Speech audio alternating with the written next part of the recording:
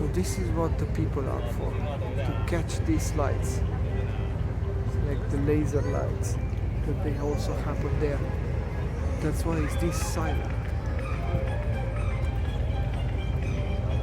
because it's only coming at moments, and that's why it's all this silence time.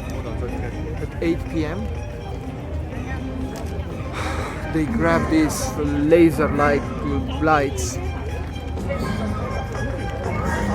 filming everything they can with the music. It's like a special moment right now, and everybody's quiet just to capture those kind of lights and images that we just saw for a little bit. You see? Now come again here. So they are synchronized, all in the same time, there and there. And on the other side is this one. I don't understand what they are trying to achieve. Not clear if whether they project something in the sky or it's just having fun with lights,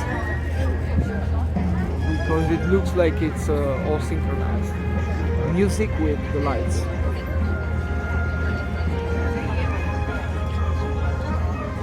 So this is surprising. 5 minutes ago all people were, yeah, now I see, yes, it's all synchronized.